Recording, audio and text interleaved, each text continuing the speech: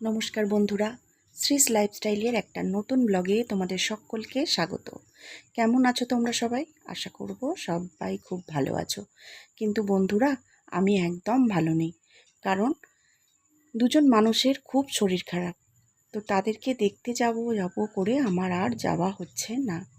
এক হলো আমার মাসশাশুড়ি আর দুই হলো আমার জ্যাঠা।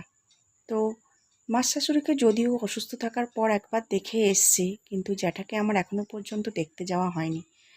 কালকে শুক্রবার, কালকে যাওয়ার কথা আছে, দেখি। তো যাই হোক, এই সংসারের জাতাকলে পড়ে আর এখন তো সঠিক কাজটা সঠিক সময় হয় না। মনে হয় আজকে বরের কাজ আছে, যাওয়া যাবে না, কালকে ছেলের অমুক পড়া আছে, হবে না। তো ফলে কি হয়, এইসব করতে করতে না নিজেদের সময়ের মধ্যে যেখানে যাওয়ার সেখানে যাওয়াটা একটু পিছিয়েই যায়। কারণ সমস্ত দায়িত্ব কর্তব্য যাই বলো না কেন সংসারের আমাদেরকেই তো পালন করতে হয়। তো এই সমস্ত চিন্তা করতে করতেই না আজ যাব কাল যাব করতে করতে কাজটা কেমন পিছিয়ে যাচ্ছে। তো শেষ পর্যন্ত ঠিক করেছি শুক্রবার আমি জ্যাঠাকে দেখতে যাব। কারণ যে জ্যাঠা ছোটোবেলা থেকে আমাদের মানুষ করেছে, তার আজকে এত শরীর খারাপ, তাকে একবার দেখবো না সেটা কি হয় বলো তো? তো যাই হোক, চলো আজকের দিনটা শুরু করি। আর আজকে আমি রান্নাঘর থেকেই দিনটা শুরু করলাম, রান্না করতে করতে। তো বর বেরিয়ে গেছে কাজে। ও বলল আমি আজকে বেলায় খেতে আসব, সকালবেলা খাবো না। তো আমি বললাম যে ঠিক আছে, আজকে বৃহস্পতিবার, আমি তাহলে একটু বেলা করে রান্না বসাবো। আমি পুজোর কাজ, বা বৃহস্পতিবার তো জানোই সবারই সংসারে অনেক কাজ থাকে, তো সে সমস্ত কাজগুলো সেরে নিই। সেরে নিয়ে তারপর বেলায় ধীরে সুস্থে রান্না বসাবো। তো সেক্ষেত্রে একটু রান্নাটা বেশি করে করে রাখলে আমার আর ওবলা অতটা চিন্তা করতে হয় না। একটা রুটি বা একটা ভাজা মতো কিছু করব, তাহলেই হয়ে যাবে। তো সেই ভেবেই এখানে দেখো চিচিঙ্গে আলু পেঁয়াজ দিয়ে একটা পোস্ত করছি। আর ওইদিকে আমি ভাতটাও বসিয়ে দিয়েছি। আর রাত্রিবেলা আমি আর আমার বর ভাতই খাই। যদি ভাত হয়তো করতে হবে, একজনের মতো আছে, সেক্ষেত্রে হয়তো রুটি খাই, নইলে ভাতটাই খাওয়ার চেষ্টা করি। কারণ রুটি খেলে আমার না প্রচণ্ড অম্বল হয়ে যায়। একটাই খাই কি দুটোই খাই রুটি, খাওয়ার পরই দেখি মুখটা একদম টক হয়ে যায়। তো সেই কারণে যেটা আমি হজম করতে পারি না সেটা আমি খেয়ে তো শরীরকে শুধু শুধু কষ্ট দেওয়া, সেই কারণে ভাতটাই বেশি পছন্দ করি। আর এখানে দেখো আমার পোস্তটা কিন্তু একদম কমপ্লিট হয়ে গেছে। পোস্তটা নামিয়ে দেব।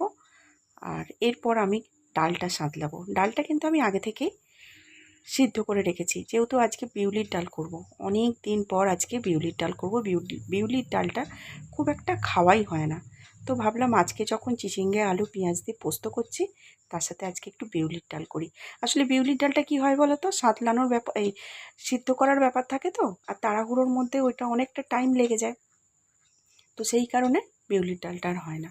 এখানে দেখো আমি বিউলির ডালটা ফোড়ন দেব। তো তার জন্য আমি এখানে 5 ফোড়ন, শুকনো লঙ্কা, তেজপাতা আর হিং ফোড়ন দিচ্ছি। বিউলির ডালে হিং ফোড়ন দিলে একটা আলাদাই গন্ধ হয়। আর বিউলির ডালটা আমি আগে থেকে নুন আর তেল দিয়ে, 1 চামচ তেল আর পরিমাণ মতো নুন দিয়ে সিদ্ধ করে রেখেছিলাম। কেন বলো তো, তাহলে কুকারের গায়ে যে একটা সেই বিশ্রীভাবে ছড়িয়ে ছিটিয়ে যায় না বিউলির ডাল, সেটা আর হবে না। আর এখানে দেখো আমি আদা মৌরি আগে থেকেই বেটে রেখেছিলাম।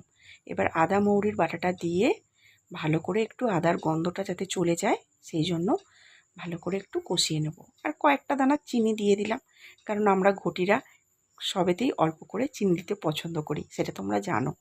তো যাই হোক, কয়েক দানা চিনি দিয়ে দিলাম। আর এক চিমটে হলুদ দিয়েছি। যদিও বিউলির ডালে আমরা হলুদ দিই না, কিন্তু দিলাম আজকে একদম 1 চিমটে, অল্প। তো দিয়ে এবার আদার গন্ধটা কেটে যাওয়ার পর আমি বিউলির ডালটা ওর মধ্যে দিয়ে দিলাম। দিয়ে যতটা পরিমাণে জল লাগবে, গরম জল আমি করেই রেখেছি, সেই জলটা এর মধ্যে দিয়ে এবার ভালো করে ডালটাকে টকবক করে ফুটিয়ে নেব। তাহলেই আমার বিউলির ডাল রেডি হয়ে যাবে। এইভাবে বিউলির ডাল করে খেয়ে দেখো। যারা হিংটা পছন্দ করো না তারা হিংটা দিও না, তারা শুধু আদা মৌরি বাটা দিয়েই বিউলির ডালটা করো, তাহলেও খেতে খুব ভালো লাগবে। আর ডাল যত টকবক করে ফোটাবে, ডালের টেস্ট তত বাড়বে। এটা কিন্তু আমার জানা কথা, এটা না জানা কথা নয়। আর এরপর দেখো আমি করব মাছের ঝাল। তো মাছের ঝাল করার জন্য কড়াতে তো তেল বসিয়ে দিয়েছি, আর মাছ আগে থেকেই নুন হলুদ মাখিয়ে নিয়েছি। তো নুন হলুদ মাখানো মাছগুলো এবার আমি একটু কড়া করে ভেজে নেব। আর যেহেতু এটা বাটা মাছ, এটা আমি সর্ষে দিয়েই করতে পছন্দ করি। অনেকেই আছে পেঁয়াজ দিয়েও করে, তবে আমার বাটা মাছটা সর্ষে কাঁচা লঙ্কা বেটে করতেই বেশি ভালো লাগে। তো বাটা মাছগুলোকে দেখো বেশ লাল লাল করে আমি ভেজে নিয়ে তুলে রাখবো। আর প্রত্যেকটা মাছের ভেতরে না ডিম, এই সময় না সব মাছের ভেতরেই ডিম থাকে এই আষাঢ় শ্রাবণ মাসটা করে।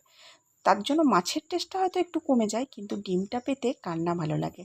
ছোটোবেলায় এই ডিম নিয়ে কী টানাটানি হতো, আর এখন দেখি কোন মাছের পেটে ডিম আছে সেটা ছেলেকে দেওয়ার চেষ্টা করি।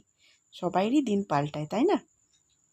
তো যাই হোক, এখানে দেখো আমি তেলটা ভালো করে গরম তো ছিলই, তার মধ্যে কালো জিরে ফোড়ন দিলাম আর 2 কুচো টমেটো দেবো।